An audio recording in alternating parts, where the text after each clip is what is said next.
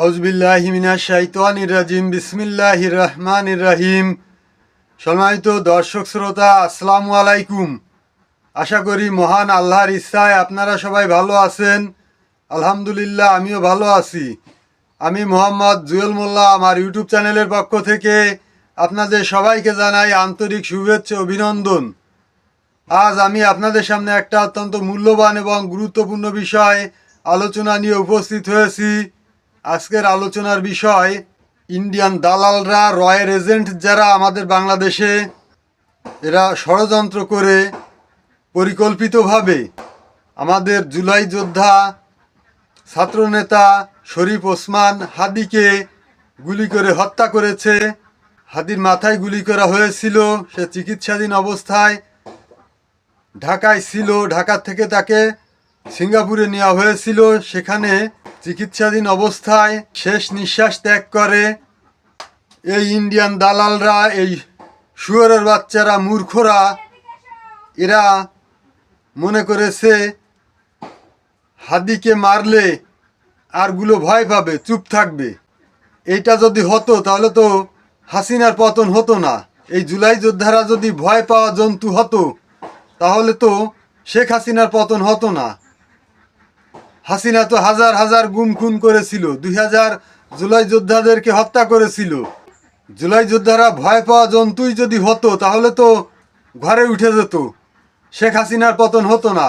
শেখ হাসিনা বহাল তরিয়াতে ক্ষমতার চেয়ারে বসা থাকতো।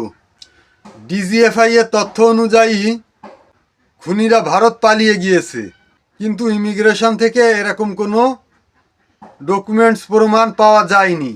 এখন যারা ডিজিএফআই, এদের ভিতরে এই ডিজিএফআই এরা তো শেখ হাসিনার নিয়োগকৃত লোক, এদেরকে তো সেভাবে সংস্কার করা হয়নি।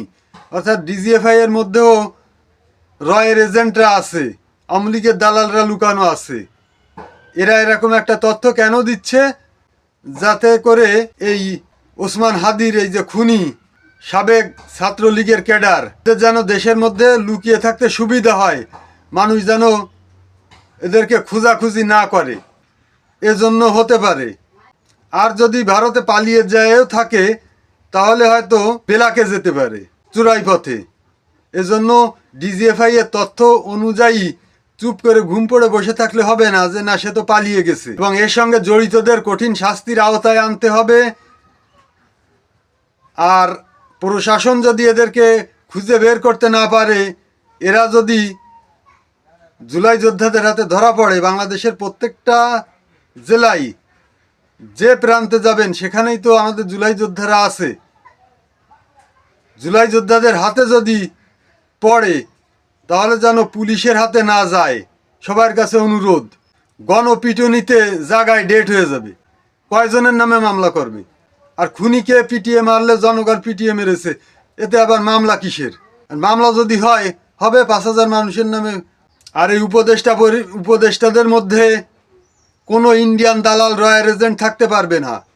সর্বপ্রথম স্বরাষ্ট্র উপদেষ্টা, ওর নাম সম্ভবত জাহাঙ্গীর কবির, আর একটা হচ্ছে আইন উপদেষ্টা আসিফ নজরুল। এই দুই কুত্তার বাচ্চাকে পদত্যাগ করতে হবে, পদত্যাগে বাধ্য করতে হবে। বাংলাদেশে বসে যারা রয়ের এজেন্টের দায়িত্ব পালন করবে, ইন্ডিয়ান দালালি করবে, তাদের এই দেশে রাজনীতি করার কোনো অধিকার নেই। এ দেশে রাজনীতি করবে শুধুমাত্র বাংলাদেশপন্থী যারা, দেশপ্রেমিক রাজনৈতিক দল যারা, তারা। আর ভারতপন্থীরা এদেশে রাজনীতি করবে মানেই এদের উদ্দেশ্য ইন্ডিয়ান এজেন্ডা বাস্তবায়ন করা। এটা হতে দেওয়া যাবে না। এদেরকে এমনভাবে প্রতিহত করতে হবে এরা ভয়ে ভীত প্রকম্পিত হয়ে যাবে, কারণ এরা তো ভীতু, এরা ভীরু কাপুরুষ। এরা কখনোই প্রতিবাদের মুখে মাথা উঁচু করে দাঁড়াতে পারবে না। এদেশে এমন পরিবেশ সৃষ্টি করতে হবে ভারতপন্থী কেউ এদেশে রাজনীতি করার নামও নিতে পারবে না। এরা কোনো ষড়যন্ত্র করতেই ভয় পাবে, এমন ভয় এদের মধ্যে ঢুকিয়ে দিতে হবে।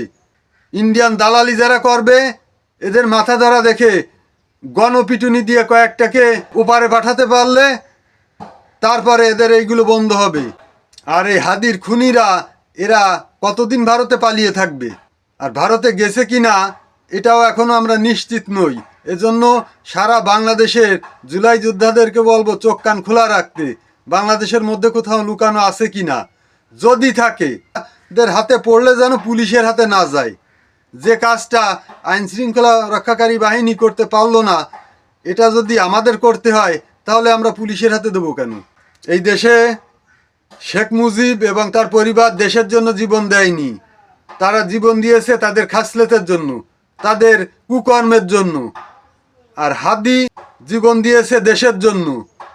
তাই সরকারকে বলবো তার পরিবারের সকল দায় দায়িত্ব যেন সরকার এই রাষ্ট্র গ্রহণ করে। সম্মানিত দর্শক বন্ধুরা, এই ছিল আজকের আলোচনা। আশা করি আজকের আলোচনা আপনাদের কাছে খুবই ভালো লেগেছে। এই ধরনের আলোচনা নিত্য নতুন সবসময় পেতে আমার চ্যানেলটাকে সাবস্ক্রাইব করবেন এবং অল বাটনে চাপ দিয়ে নোটিফিকেশন বাজিয়ে রাখবেন, তাহলে পরবর্তী ভিডিও ছাড়লেই আপনার কাছে পৌঁছে যাবে। এবং প্রচুর পরিমাণে শেয়ার করবেন যেন সবাই দেখার সুযোগ পায়।